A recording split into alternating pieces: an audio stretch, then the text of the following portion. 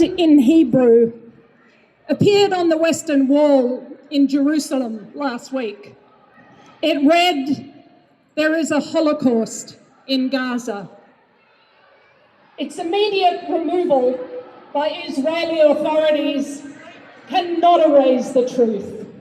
There is a Holocaust in Gaza.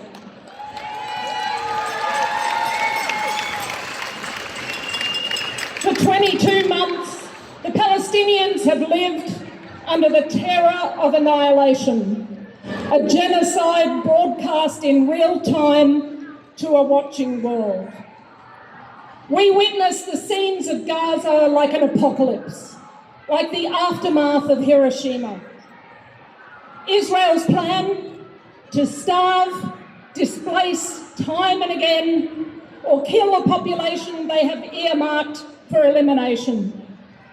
And in the West Bank, ethnic cleansing advances through unlawful siege, mass displacement, extrajudicial killings, arbitrary detention, widespread torture.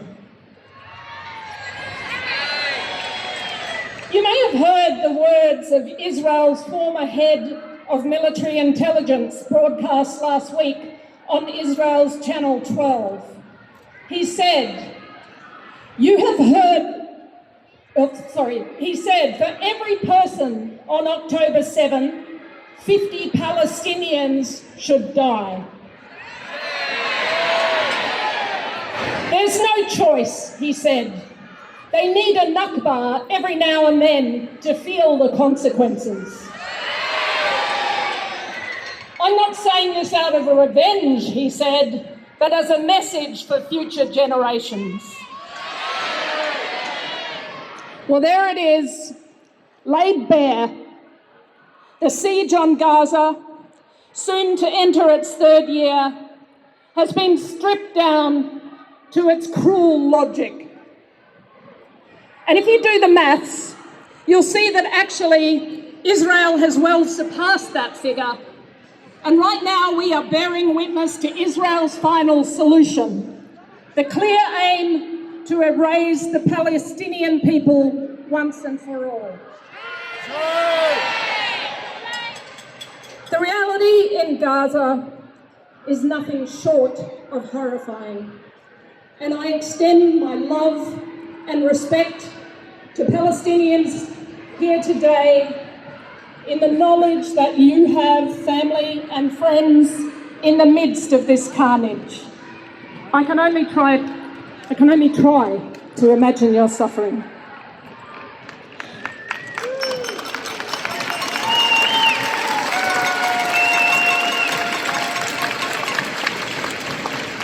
But amid this horror, Israel and its backers continue to insist that they are the victims. They are the victims of the greatest pogrom in history after the Holocaust. This despite their repeated pogroms on Gaza over the last 20 years that saw the deaths and maiming of many thousands of Palestinians. Yet any who dare to criticise Israel's actions are labelled anti-Semitic. For 22 months, this accusation has been one of the chief weapons in Israel's armoury, their ideological defence. The charge of anti-Semitism has been used to silence us. This even though anti-Zionist Jews are among the leaders of protests for a free Palestine the world over.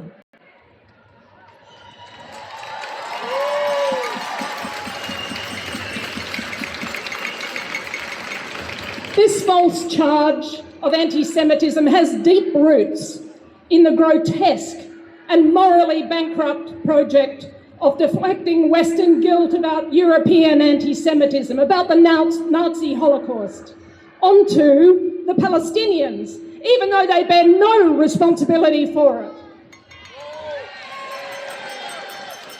Western governments continue to stand by Israel.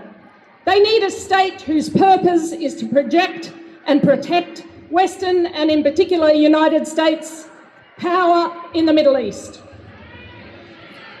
In seeking to shore this up, governments of the US, Germany and the United Kingdom, unsurprisingly 3 significant contributors to Israel's genocide, have launched the most savage attacks on pro-Palestine protest. And in this country, we've seen special police forces formed, anti-protest laws created to monitor and investigate anti-Semitic acts. A staunch Zionist who has criticised ceasefire calls in Gaza and defended the bombing of hospitals, Gillian Segal should never have been appointed in the first place.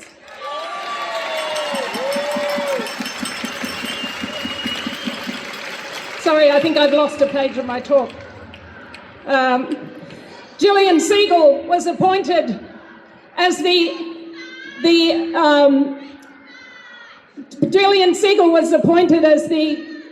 special envoy for anti-Semitism, to combat anti-Semitism.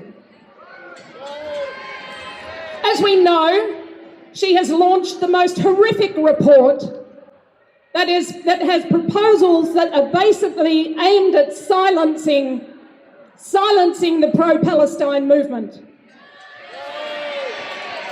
This woman is a staunch Zionist, has links with companies that are associated with the production of weapons, has been on the leadership of the Israeli Chamber of Commerce. She should not be in this position that they have appointed her to, and she should not be dictating what we do and what we don't do in relation to international policy.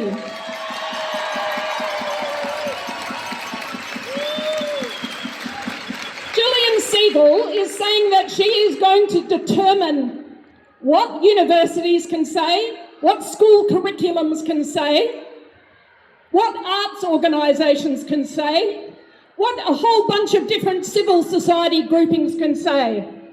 And if they don't say the things that she wants, if what they say she deems anti-Semitic, and by that she's using the framework of the International Holocaust Remembrance Alliance definition of anti-Semitism, if they don't agree and fall within her framework, she will arrange that they be defunded. What kind of world are we living in? What kind of, this self-appointed, this person who has come out of nowhere is basically telling us what all of our institutions on a daily basis should and shouldn't be doing. Gillian Segal, of course, has defended the bombing of hospitals and Jews for Palestine, and she has defended the actions of the Israeli state across the board. Jews for Palestine calls on the Prime Minister to sack her now.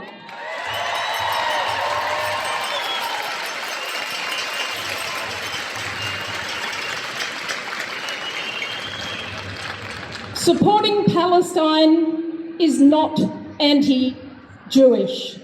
It is pro-Palestine.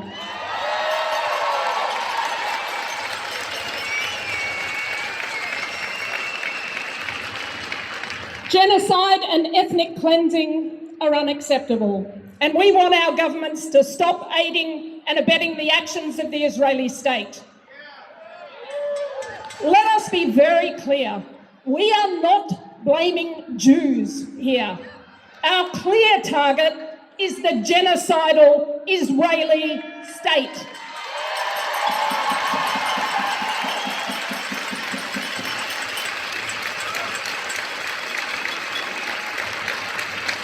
In recent days, we've witnessed the spat between Netanyahu and Albanese over Australia's recent decision to recognise the state of Palestine.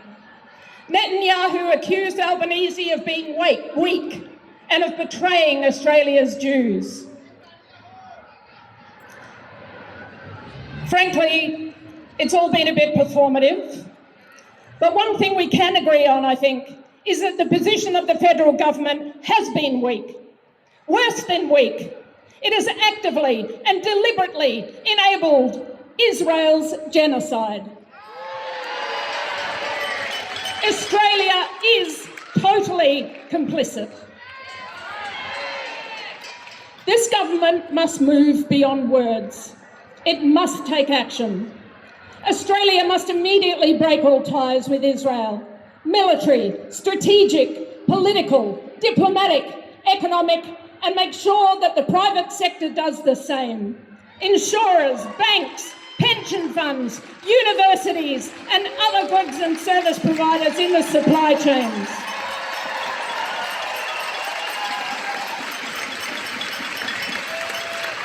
We are not talking targeted sanctions or cutting ties with certain components of the Israeli war machine, or denying visas to the most brazenly racist, genocidal Israeli minister or influencer. Just as with apartheid South Africa, all ties must be terminated.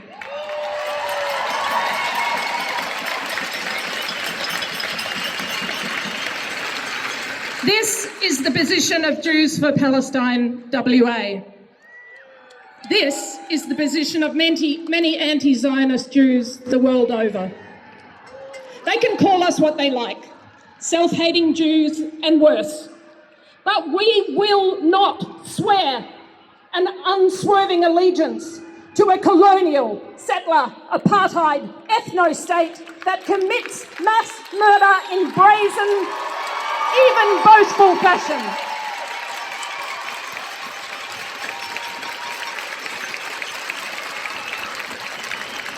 Insistence on that allegiance is not about being Jewish. It's about being a Zionist. The two are very different things.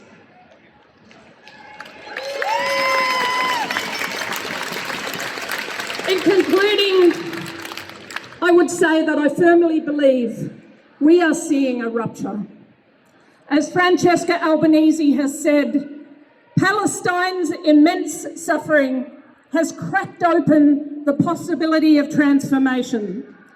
The political globe is tilting on its axis. We must force the hand of our government. Palestine cannot wait.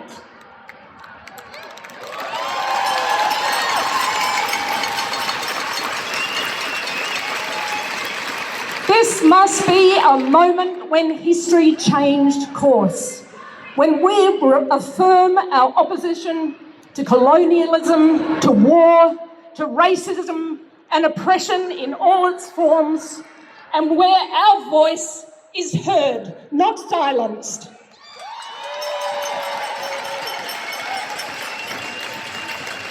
We say, not in our name. We say never again means never again for anyone, anywhere.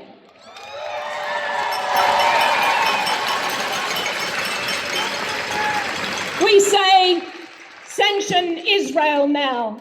Thank you.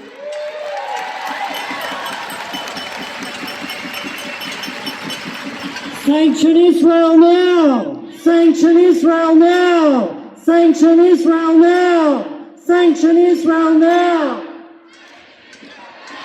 Netanyahu!